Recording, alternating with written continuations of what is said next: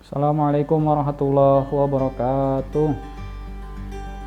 Balik deui sareng Ustad di pengajaran bahasa Sunda di kelas 4. Insyaallah urang ayeuna ngabahas tentang rarangkeun tukang keun jeung rarangkeun tukang na.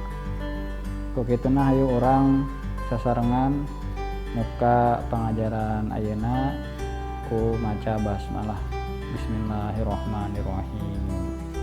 Ayeuna urang buka buku LKS-na halaman 20 sareng 20 hiji. Didinya aya penjelasan tentang rarangkeun tukang keun jeung rarangkeun tukang na.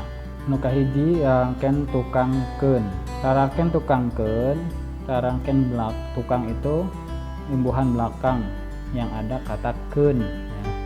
Miboga kagunaan pikeun ngawangun kecap pagawean, mempunyai arti yaitu membentuk sebuah kata kerja. Yang kata kerja itu artinya nitah itu perintah, kata perintah ya. Contohnya siapkeun, siapkan, lempengkeun, luruskan, alungkeun, lemparkan, jeung sajabana dan lain-lain ya. Jadi siapkeun, lempengkeun, alungkeun itu disampaikannya dalam arti menyuruh atau perintah ya. Pek titenan contoh kalimat di handap ya. Perhatikan kalimat di bawah ini. Nu A, siapkeun, siapkan. Contoh kalimatnya, pek siapkeun buku jeung alat tulisna. Sekarang siapkan buku dan alat tulisnya. Nah, itu siapkan di situ menyuruh atau memerintah untuk menyiapkan buku dan alat tulis. B, kecap lempengkeun, kata lempengkeun, luruskan. Contohnya, lempengkeun sukuna, luruskan kakinya. Suku itu artinya kaki.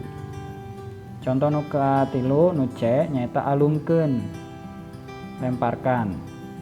Contohnya alungkeun ka leuwi kuya teh, lemparkan ke sungai ya, atau ke lubang ya.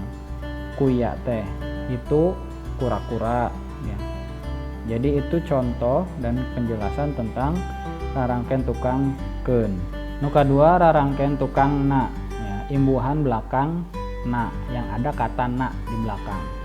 Gunana rarangkeun tukang na nyaeta pikeun ngawangun kecap ya. Jadi gunanya imbuhan belakang yang ada kata na-nya ada maksudnya atau untuk tujuan ya. Yang pertama, barang nu hartina milik, menunjukkan kepemilikan, bobogaan, kepemilikan. Contoh pipina, pipinya, saungna, saungnya, bukuna, bukunya, jeung sajabana dan lain-lain. Itu yang A ya. Kalau ada kata imbuhan belakang na dalam bahasa Sunda ya, bisa jadi artinya yang A tadi kepemilikan. Barang milik siapa, pipinya siapa, rumahnya siapa, bukunya siapa. Nah, harus ada na-nya. Bukuna, saungna, pipina. Nu B ya, bilangan nu hartina nuduhkeun bilangan poe ya, mempunyai arti hitungan hari ya. Contoh tiluna hari ketiga, tujuhna hari ke-7, 40na hari ke-40. Jadi itu penjelasan rarangkeun tukang na yang pertama.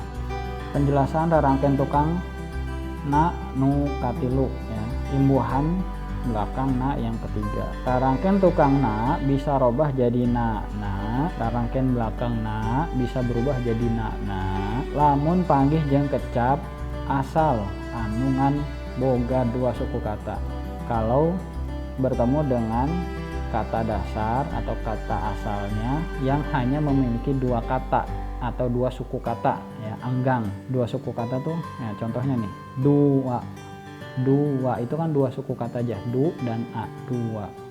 Nah, penambahannya berarti bukan na-nya satu tapi na, jadi dua. Jadi Contohnya digabung dua na. Maksudnya tadi artinya masih sama dengan rarangkeun tukang na yang awal tadi yang pertama. Terus berikutnya yang kedua, rarangkeun tukang na oge bisa robah jadi ana, bisa berubah jadi ana, dari na ubah jadi ana namun dikantetkeun jeung kecap rundayan anu ngabogaan akhiran eun jeung an. Kalau digabungkan dengan kata yang memiliki akhiran eun, contoh nih, hareupeun ditambah na jadi hareupeun nana ya. Jadi anak tambahannya di belakangnya tuh hareupeun tambah na jadi hareupeun nana, bukan hareupeun na tapi hareupeun nana. Nu kadua, contoh nu kadua, sagigireun ada eun kan situ ditambah na jadi sagigireun nana. Itu yang betul, bukan sagigireun na. Nah, itu salah. Nu katilu, rarangkeun tukangna mangrupa salah sahiji rarangkeun tukang pikeun ngawangun kecap-kecap rundayan dina basa Sunda secara umum. Imbuhan belakangna merupakan salah satu imbuhan belakang untuk membangun atau membentuk kata-kata rundayan dina basa Sunda secara umum. Rarangkeunna ngawangun wanda kecap barang, pagawean, sifat, jeung bilangan. Jadi rarangkeunna ini membentuk kata barang, pekerjaan, kata sifat, dan juga kata bilangan.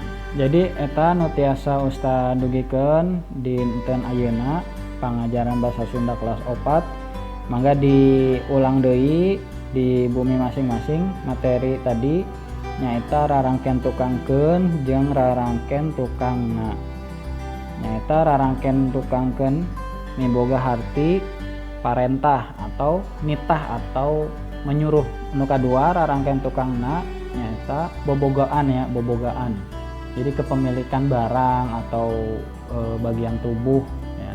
Nu kadua bilangan nu hartina nuduhkeun bilangan poe, yaitu menunjukkan jumlah hari dan seperti itu untuk penjelasannya. Ku Ustad cukupkeun, hatur nuhun kana perhatosanana. Urang tutup ku maca hamdalah alhamdulillahirabbil alamin. Assalamualaikum warahmatullahi wabarakatuh.